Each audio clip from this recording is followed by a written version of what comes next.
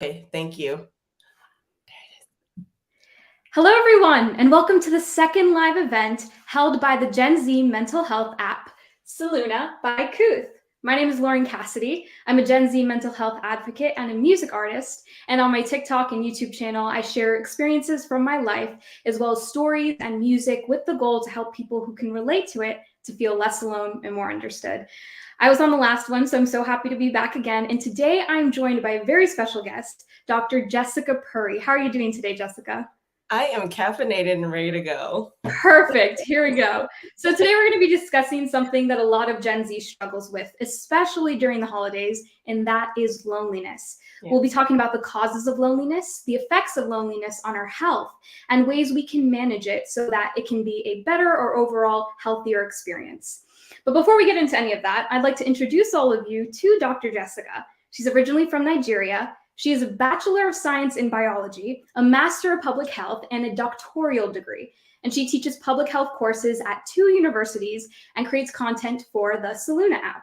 So why don't you tell us anything that I left out, Jessica, because I'm sure there's so much to know. Oh, okay. Well, I like to think of myself as a creative academic. So like the good Nigerian daughter I am, I was sent to the US to be a doctor, but I've always loved to take in and produce art in various forms. And so over the years, they've kind of blended where I've found a lot of joy in finding the art in science and communicating that art.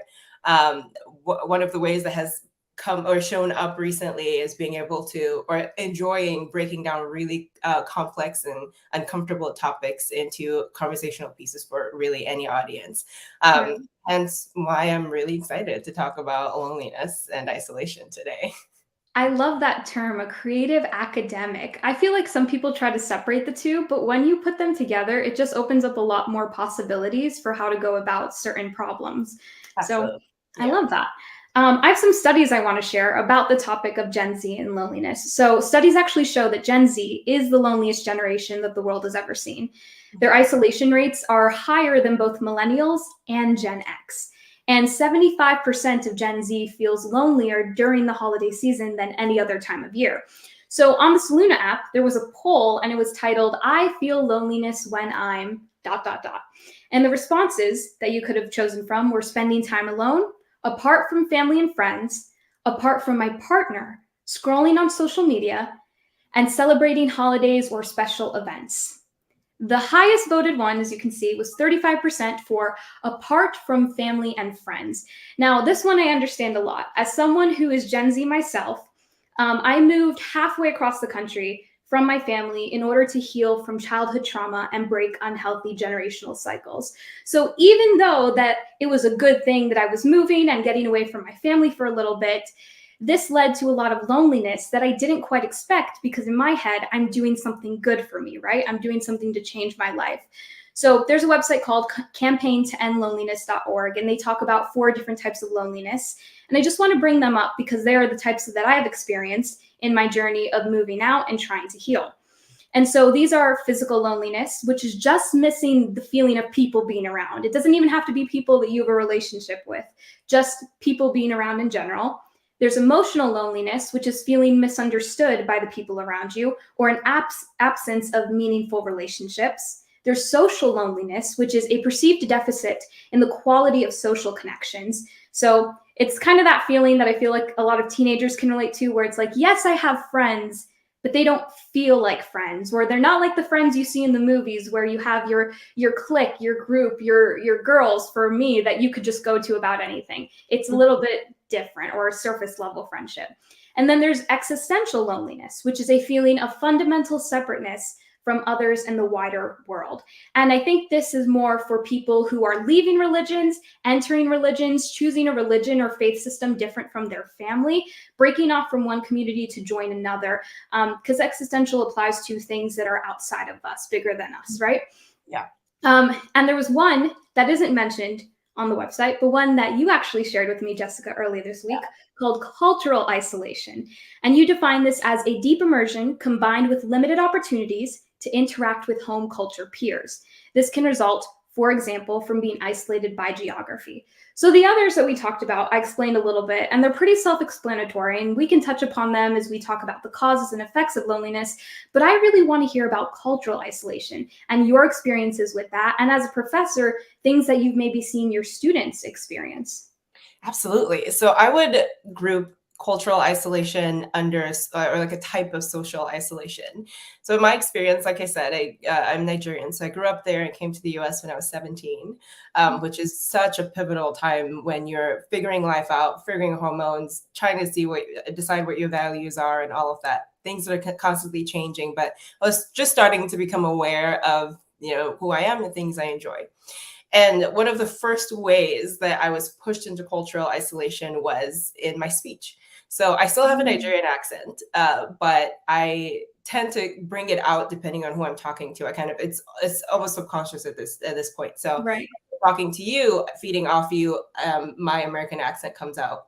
When I'm talking to a family member or my husband who is African American, whole other story. Because of my comfort level, my default Nigerian accent comes out. That is called code switching. Before I fell into that or developed that, I started to notice when I first came to the US that people would listen to the way I said things and not what I said, and kind of nitpick at what I said. And I have this very specific core memory of talking with someone in a hospital. I was talking to a patient during an internship I had, and Nigerians pronounce diabetes as diabetes. So I said something history of diabetes, and the patient goes, "It's diabetes," and I'm like, "Oh," and he goes, "Repeat after me," and I Oh clutched my gosh. I clutched my pearls, Lord. It's like, what?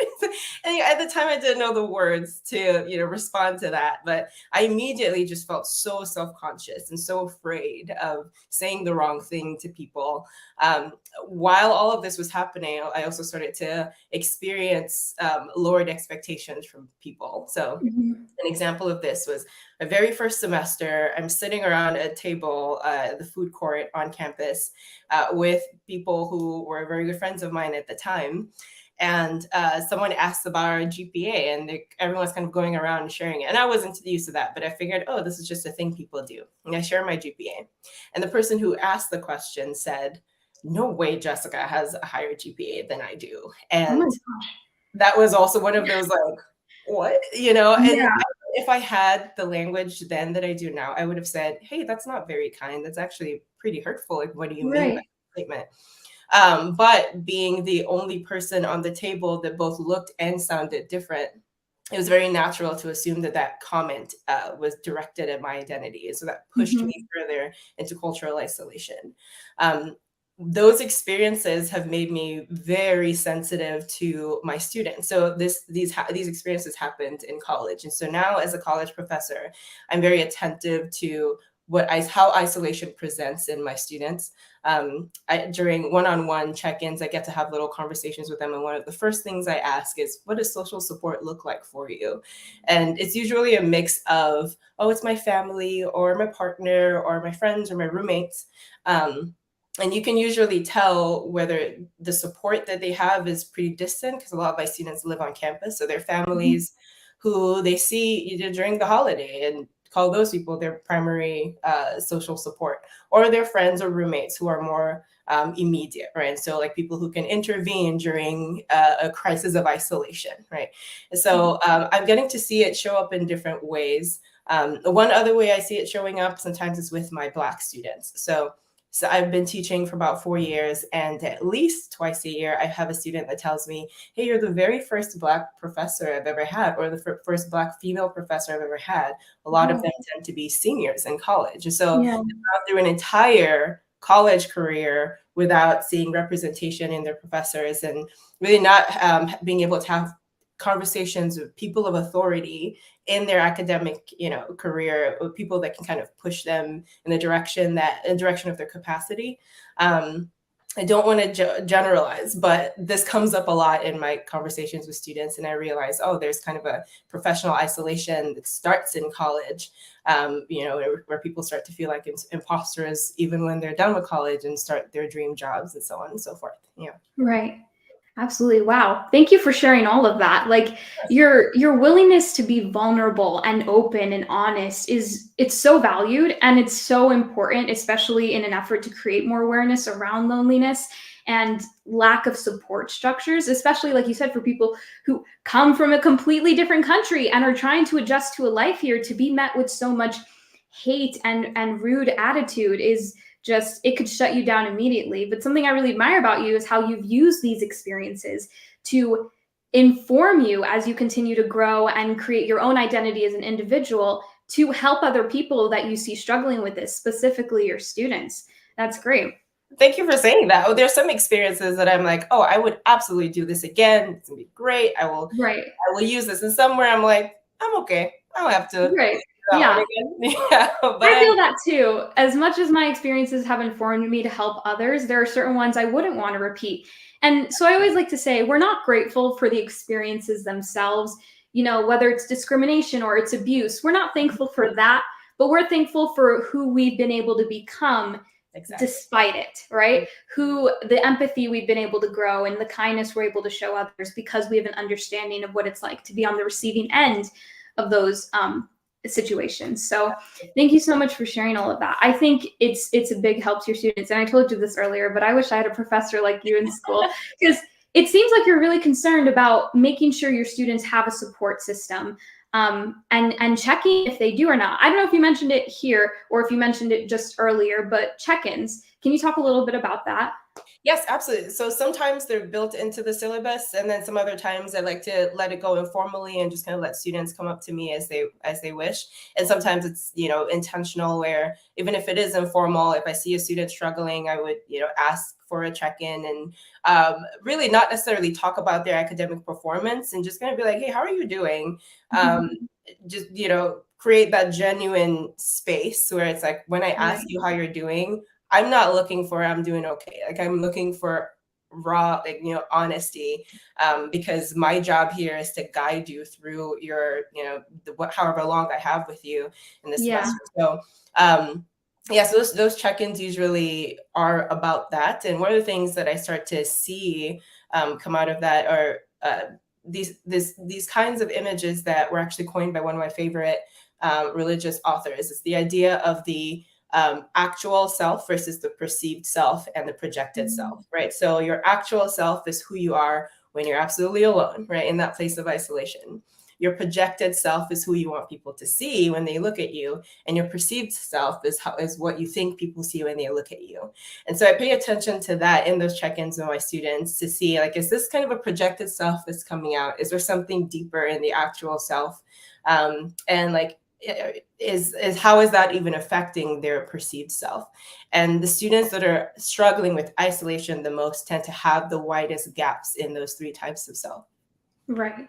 That makes a lot of sense. And oh my gosh, everything you said, I wish I could take notes while I'm talking to you because it's so informative and so valuable. I want to go back to that because I think the importance of check-ins, not only on other people in your life, but with your own self every now and again is super important and super valuable and could be really helpful in combating loneliness. So I want to go back to that. But for the sake of time, what I want to talk about a little bit for the next, I don't know, 10 to 20 minutes is causes and effects of loneliness so that we can kind of inform our viewers here. And then after that, I want to take it back to how can we combat loneliness and back to that idea of check-ins. All right. So remind me if I forget, but hopefully I won't. So let's touch on causes first, and then we'll touch on effects. Okay. So I noticed that in the notes that we shared, there are four main causes. There's drama, and that doesn't include only drama in your personal life. That's also current events, things going on in the world. And, you know, with the way TikTok and Instagram Reels are, it's so easy to be informed about what's going on in the world. There's also FOMO, so the fear of missing out. Yes. There's stress. So common, so prevalent. Most of us are used to having it as if it's a part of daily life. And there's, of course, social media, like I mentioned a little bit earlier. And so I want to hear all your thoughts on those. And yeah, let's talk about it.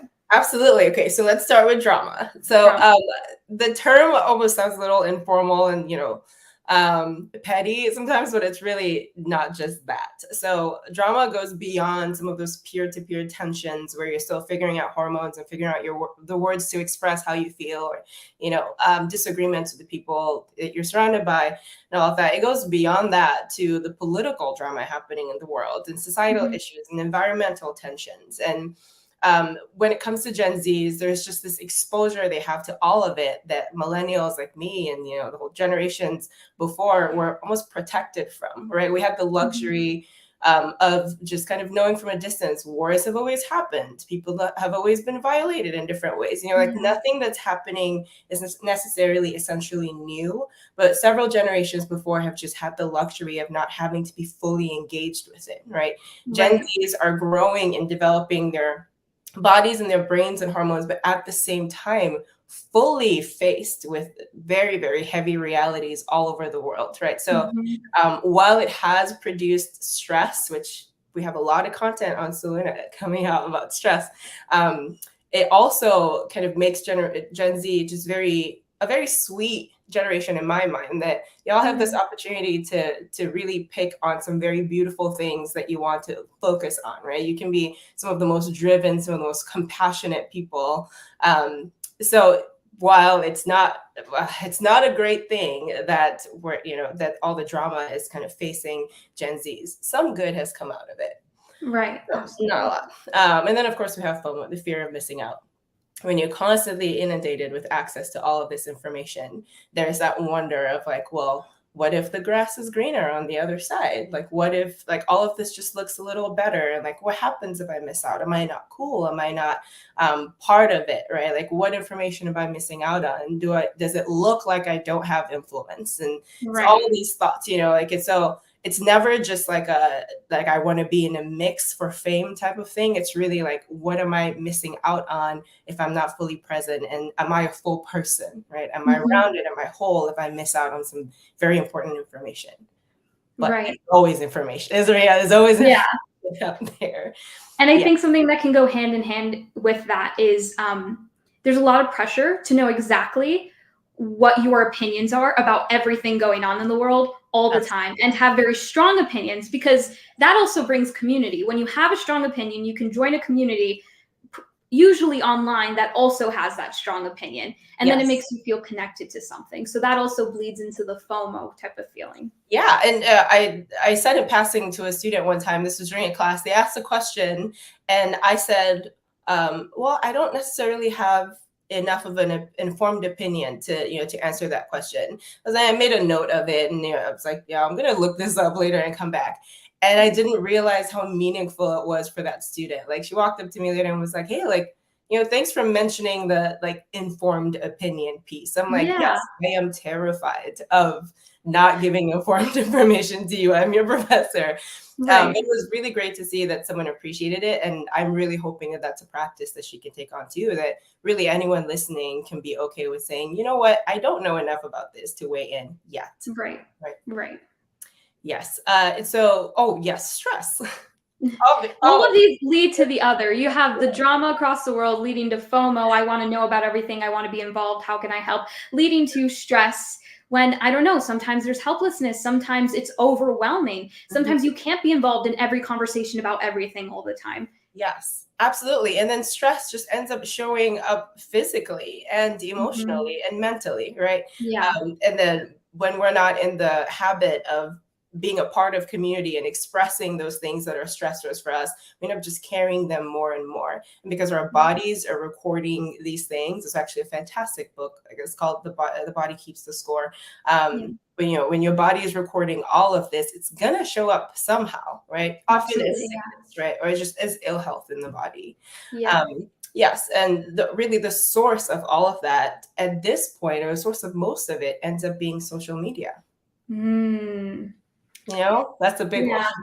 That is the big one, because it's the easiest to access, whereas for the older generations, it was the news. And news is great. It's very informative. But at the end of the day, I always like to remember, and it was a teacher who told me this, that it's television. At the end of the day, it is biased. I mean, we know for a fact there are channels that are biased to certain political parties. Yeah. And also it's meant to entertain. It's meant to keep you captivated so you watch. So things are exaggerated. They're, is it dramatized, dramatic? You know what I'm trying to say? It's made more dramatic. And with social media, sometimes we run into the same things. That's like our Gen Z version of the news, right? We run into biased people. We run into over dramatic events, or we run into the truth. And sometimes the truth is the hardest pill to swallow because you just can't believe it. Yes, and it is so common. I cannot tell you how many times I have fallen for a good clickbait. Just get me, I've clicked on just this the catchy title. People know how to draw you in, right? There are people who just, they actually think about these things. But, if we're thinking of the science behind it, a lot of our Gen Zs still have, developing brains, right? So your brain develops from back to front. The front is really where you're weighing a lot of the consequences of your actions, right? And so when you're exposed to social media and you're seeing all of these things that are telling you all kinds of truths, a lot of people are not really at a point yet to weigh the consequence of what happens when they take in those truths that really, they're too young to process or really have nothing to do with them. Right. So unfortunately, we actually are at a point of research where we get to see what correlation and causation looks like with mental health and social media.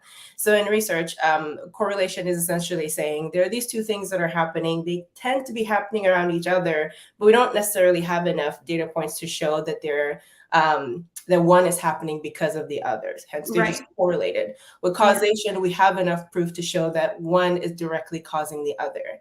Now, with social media and mental health, we're starting to see that we've moved from the correlation part to causation, right? Where social media is actively in the numbers showing a decline in mental health, and depression, pushing people into loneliness and isolation, right? And so unfortunately, the numbers just keep growing and Gen Zs are overrepresented in this. Yes, you put a very interesting fact in the notes here. In a US-based study, participants who reported using social media for more than 2 hours a day had about double the odds of reporting increased perceptions of social isolation compared to those who use social media for less than 30 minutes per day. Yeah. So I resonated with that on a personal level. Yeah. I read that and I was like, oh no. I found a lot. Well, when I first started using social media, as a teenager, what I found is that I would go on social media when I wanted to be social, but I didn't have people around me to be social with. I talked about this a little bit earlier of like having friends, but they're kind of surface level friends because they don't really feel like friends. I would do what they call doom scrolling, and I do it for a bunch of reasons, but I would do it when I wanted to have someone to be social with, but I didn't really have friends that I felt like would just be there when I needed them, right? And this led me to developing something called parasocial relationships, which I'm sure you know all about them and how dangerous they can be. And for those of you who don't know, parasocial relationships are when you make a relationship with someone like a celebrity or an influencer, someone who doesn't know you exist, but you know that they exist and you know a whole lot about them. And you view them or perceive them in a certain way where it makes you feel like that you have a relationship with them, even though you don't, or not in reality, right? And it seemed like a way to combat loneliness for me because it gave me this false feeling of safety.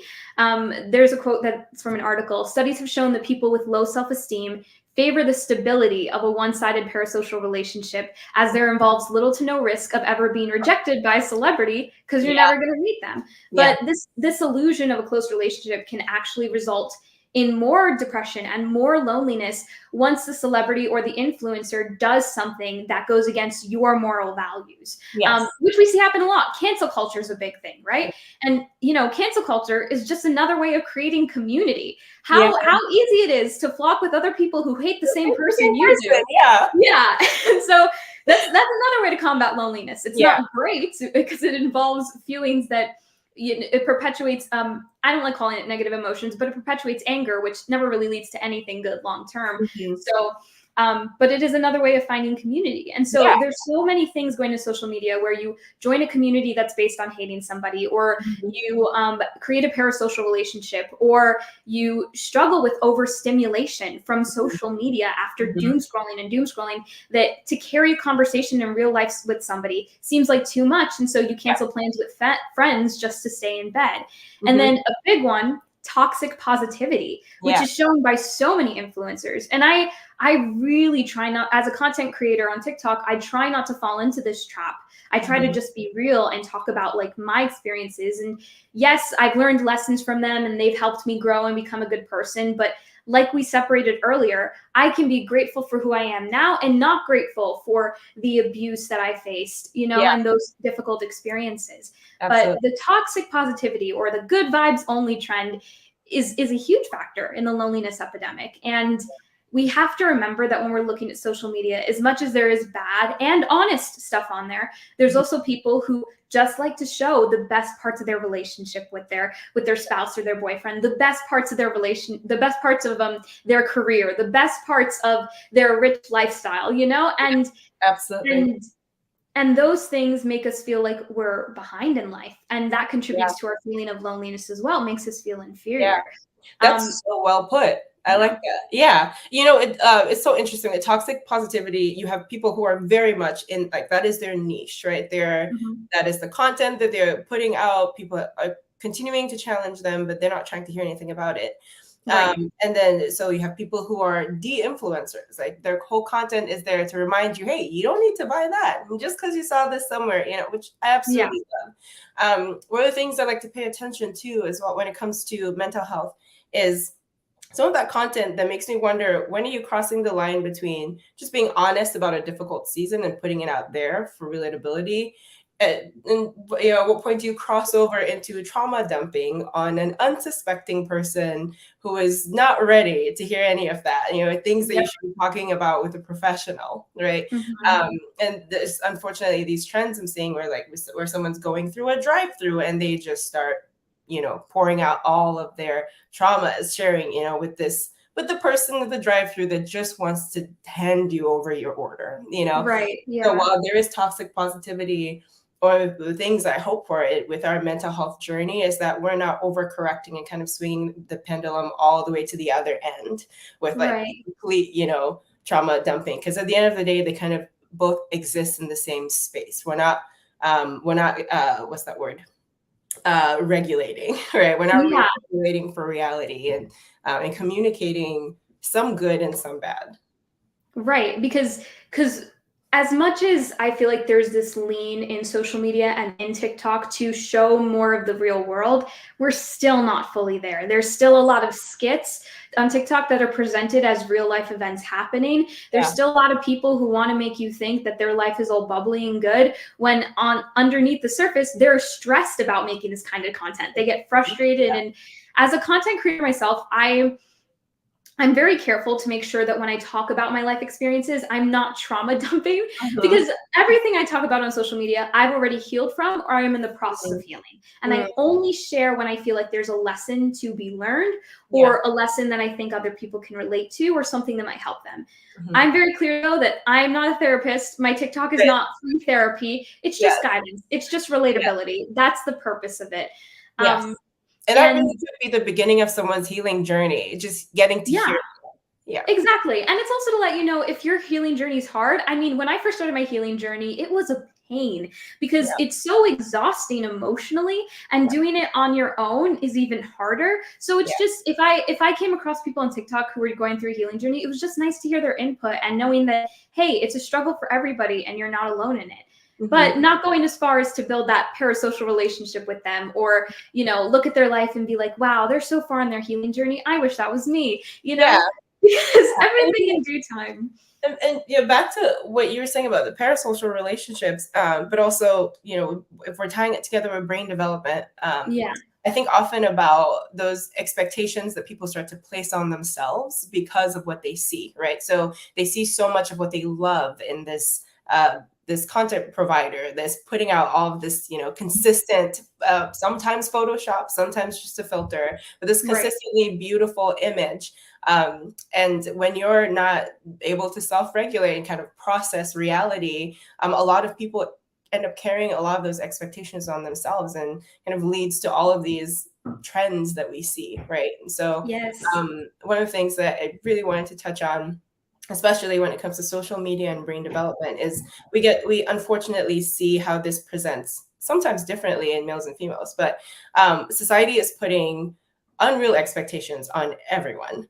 Yes. But the female body and capacity have always been viewed as something for everyone but herself. So standards are harsher. Mhm. Expectations are increasingly unrealistic by comparison, right? So the trend right now for that targets males is looks maxing. So all of these, you chew on a ball to get the jawline, and you do all ridiculous things. And a lot Yes. of those people who are advertising that got it surgically, if they're Right. to be honest, right? Some did it, but different journeys.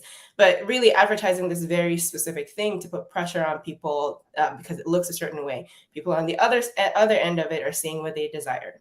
Mhm. Um, with girls, though, it's so much more than looks maxing, right? It's BBLs, Brazilian butt lifts. It's buccal fat removal. So when you're removing the fat in the cheeks, it's hip dips. There's a problem with your hip dips. You need a thigh Right. gap. You need liposuction. The list really goes on. And those things are honestly fine to do if and only if they're not rooted in self-hate from societal expectations, right? And so Yes. like, if you are able to separate yourself from those parasocial, right? That's what you call it. Yeah, from those Yes. parasocial relationships. Check in with yourself, like you said, and you still want those things. That's completely different, right? Right. You're just kind of journeying along in this place of isolation with no check-ins and no professional help, and making all of these changes that really don't deal with the root issue. Right. I love that you said that because my biggest fear with people getting those types of things is I don't want them to subconsciously believe that getting that type of thing is one going to make them love themselves more and then is going to make others love them more. Because Exactly. Yeah. really, when people are acting from a place of fear, getting these types of modifications or changes in their life, if what's inspiring them is thinking that they're going to be more accepted and now as a result less lonely, that is not that is has been proven time and time again to not work, and you're just going to end up being unhappy even more. And that's where like the de-influencing is really important, right? Understanding that the people who talk about this as a way to make you more attractive or make you more likable or gain something that should just be given to you because you are a human being and you deserve it, Yes. they're doing it so most of the time so they can kind of make some money off of what they're trying to sell to you. But you don't need those things when you're fear driven. You don't need those things to be liked more. Yes. And just a quick little note on that before we move on to the next thing. It's not just physical things either. I see all the time on social media how to be more feminine so you can get a boyfriend, or how to act less masculine as a woman, or even stuff like you want success, then get out of bed, you lazy bum, and go, like Yeah. things that are just so one way of thinking. And Yeah. yes, like motivation is good, and if Mhm. if you want to live more feminine or more masculine, I believe in those energies. All of that is good and good to know about. But the Mhm. way in which it's presented and the way in which, like, do these 5 things or else you have no chance of getting with someone, or you're doing these 10 things incorrectly as a woman, it's so captivating, which is bad because Right. once it falls into the hands of someone who's younger and is looking to build their own identity, is looking for a social group to belong to, and at a point in life where that feels like life or death, that Mhm. stuff can take such a toll on them. So Right. I absolutely love that you brought that up. It's kind of, I don't know if I'd call it funny, but kind of interesting where isolation comes in here, right? So it's in Right. that place of isolation you get to determine who you want to be, right? If you want Mhm. to be the person that leans into your masculinity or femininity, or not subscribe to any of those, right? It's in Right. those places of isolation in a healthy place that you can decide that. However, extreme isolation where you're not getting feedback, you're not getting to bounce back, because we survive and we thrive in a pack, right? So like when we're not having those healthy relationships that help us to see what the person that we are, like, is this becoming toxic, right? Am I a functioning member of society? Am I bringing good into society with all of those things that we learn outside of isolation? It's kind of this hand in hand, right? And so Right. not a bad thing to be alone, but unfortunately, it's in those places of extreme isolation that those influences can really do damage. Right, absolutely. And that's important to bring up. I want to take it now for time's sake to the effects of loneliness. And I want to like run through this section pretty quickly. So I'll just state some facts and then I want to hear your opinions on it because I want to really get to the meat of what we need to talk about today, which is ways to combat loneliness. So effects, there are physical, mental, and emotional. So I'm just going to run through them. Then Jess, I want to hear those beautiful, amazing thoughts you have. So for physical, loneliness can activate your nervous system's fight or flight stress response. During times of isolation, you might notice an increase in muscle tension, digestive troubles, and chest pains. Stress and anxiety, particularly in social situations, can lead you to self-isolate, deepening your loneliness and sense of isolation. Then another physical one that's big is poor sleep or sleep deprivation. That means the quality of sleep might be bad. Maybe you toss and turn, and then you're going to have daytime fatigue, irritability, which when I don't get enough sleep, I know I suffer from that one, and a lack of focus because your brain isn't getting its rest. And there's also medical problems like a weaker immune system. I didn't realize how much stress and loneliness could contribute to you getting sick, like 2 times a month. It's really crazy. And the emotional, mental, the big ones are depression and increased risk of suicidal thinking, because we find that we have an inability to self-regulate. And we see this a lot with, I see this on TikTok a lot with your nervous system is out of whack and you need to, because it's dysregulated. You don't know how to regulate it, right? And this can lead to all sorts of things like emotional eating, excessive use of substances, smoking, stuff like that.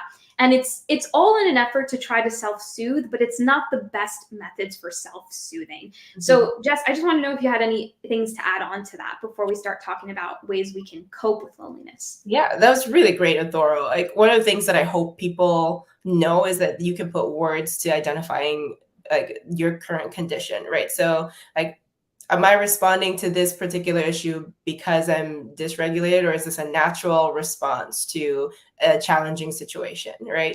And where is this coming out of? Is it from a place of loneliness? And that's one of the things that professional help, can do. Actually, we can dive more into that in the like ways to cope. Right. Because therapy, super valuable, super important. But before we jump over to ways to cope, I just want people to know there's a difference between loneliness and being alone, because being alone is great and it can be healthy and it can be conducive to your well-being. Time for yourself versus like isolation or loneliness. And so when I'm just a little brief thing, when I moved out here, I spent a lot of time by myself because I didn't know anyone out here. I didn't know anyone in this state. I'm in Utah. And it wasn't until a while that as I started making friends and I started meeting people in my neighborhood, I kind of had to see, okay, the time that I spend on my own, I was used to, in the house that I lived, spending time alone as a punishment. It's something that wasn't my choice. It's like, oh, you misbehaved, go up to your room. And because that's the type of family I grew up with. You would isolate as a punishment. Right. And so when I was out here and I didn't know anyone for a while and I was feeling very lonely, being so isolated kind of was a trigger for me in terms of like, am I being punished for doing something that was better for me by moving out here? So like through therapy, which we're going to talk about in a little bit, I was able to discern between loneliness and spending time alone. Really, it was my choice to move for my betterment. So it's my choice to be alone for this little bit until I build a community out here, which I knew I was going to do. And I had a roadmap for how to do it. But this time alone was my choice. And there's so much I could do in that time alone. I can get to know myself more. I can journal. I can try hobbies. Man, I did like a floral class. I did a wood shop class. I have no interest in any of those things, but I didn't know if I would. So I tried them, and it was with my time alone that I was able to get to know myself more. And as I felt more comfortable as myself, the relationships I made following moving out here are deeper than the ones I had in my hometown, because in my hometown, I was operating off of how my parents raised me, whereas here, I got to know myself through my time alone. And all of a sudden, I was operating as the individual I chose to be. So what we can take from that is when you're alone, I want it to be because you are choosing to be. So it should be your choice. So that's going to take us right into like, how can we combat loneliness? How can we make it be your choice again to be alone and have that be for your well-being? A big one, and I'll just start us off and then you can take it, Jess, for your next one. A big one is take a break from social media. We talked a lot about the dangers of social media and how much it contributes to loneliness, going from that correlation to that causation. Mm-hmm. So managing expectations of what you think you need your life to look like versus what you see TikTok telling you that you need your life to look like. Practice.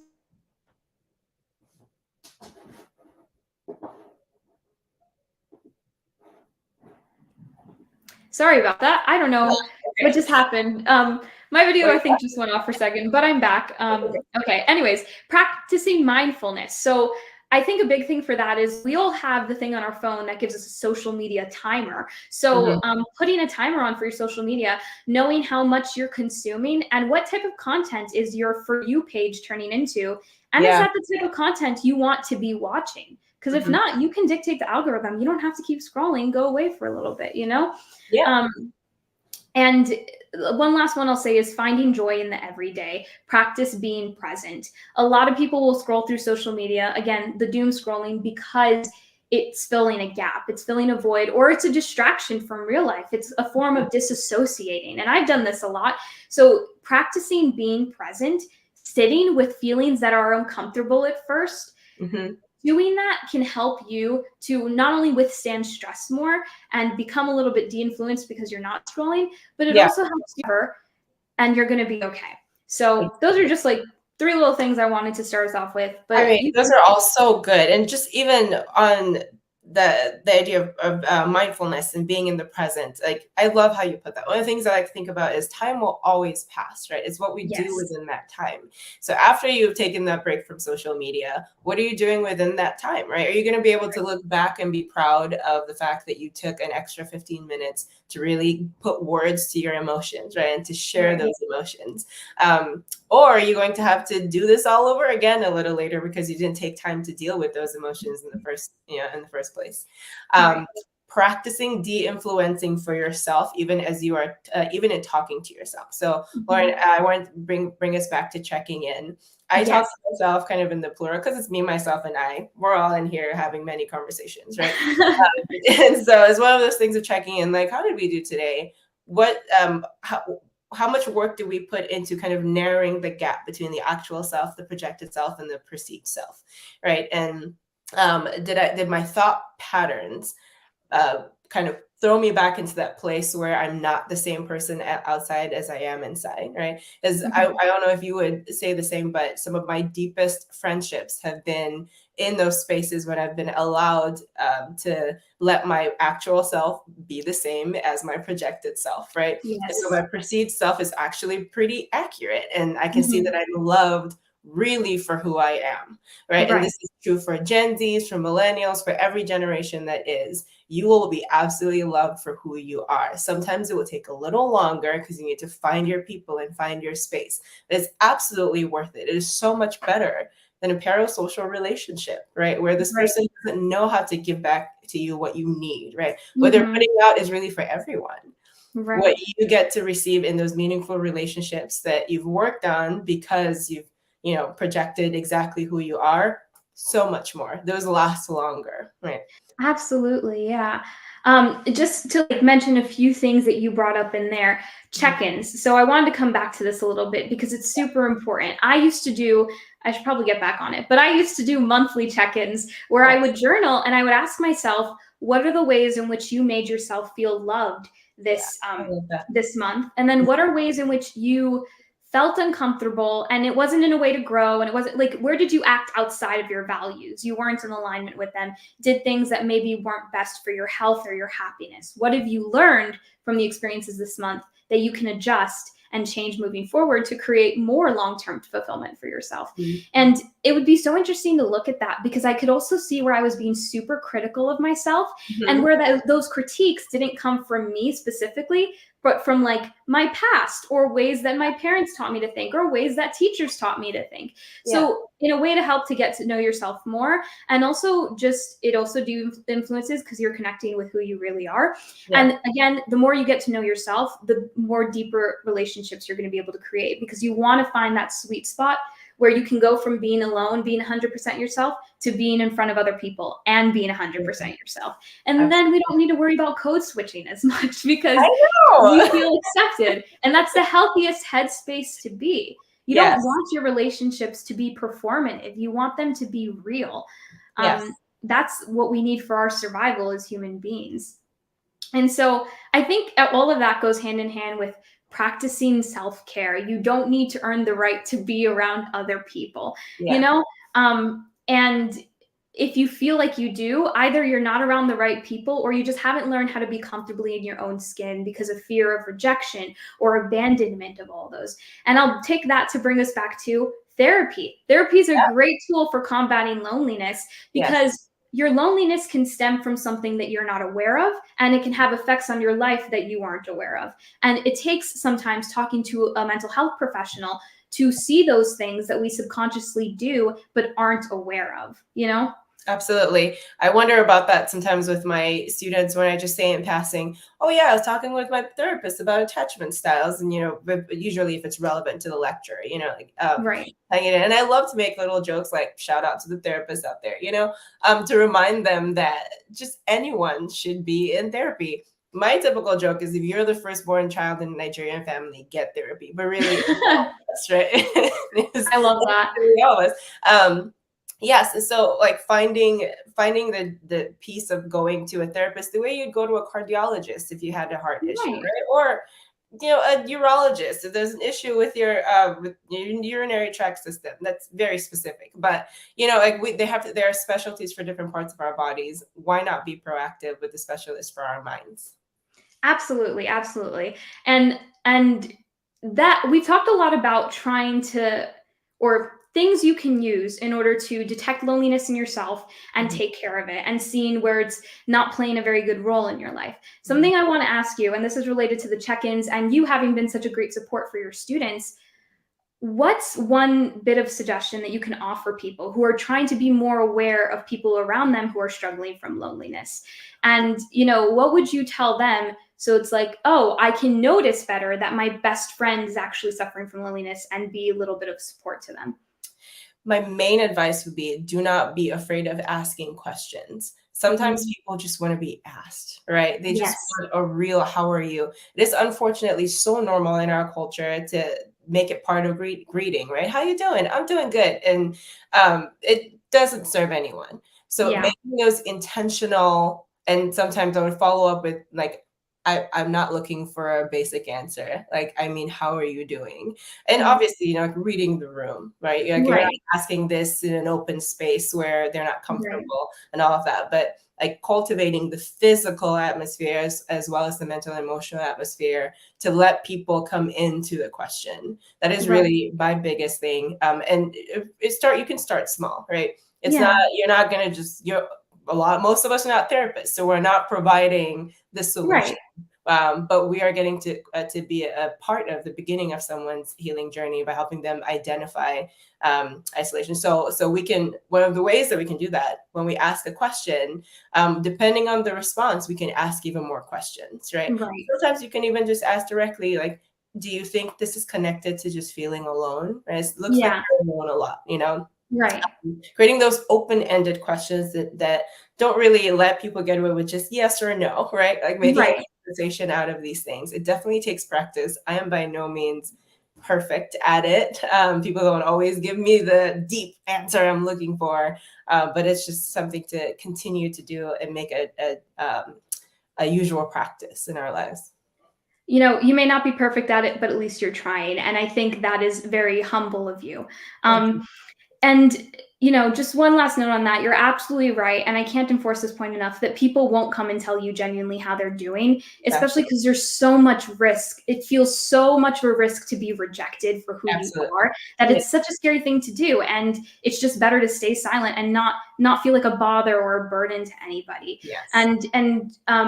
So when it's not until you ask those questions that people actually feel welcomed and invited to spill whatever is on their mind and on their heart. So I really appreciate you doing that for your students. I'm glad that your students have you. And I hope that everything that we've said today has been helpful for you guys who are watching, stuff that you can use for yourself going forward, stuff that maybe influences you in a good way Yep.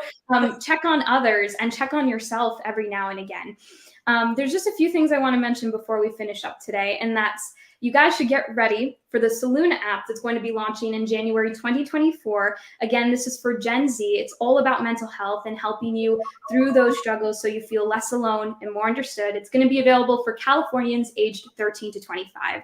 Again, you can stay tuned for at least one live event each month, which is going to be announced on the app. And you can use the feedback submission page on the app to tell us what topics you'd like us to cover and what you'd like to see in future events, and any other feedback that you have. You can find the feedback feature under your profile settings at the bottom of the page and click the submit feedback button. Jess, with that, do you have any last thoughts you want to leave people with? Be present. Be present. I'm so excited to get some feedback. Give us examples of times that you've been present. We love reading that. I love reading that. Thank you for giving me the chance to just talk for a while, ramble at some points, but I'm so very thankful, Lauren. You're a fantastic host.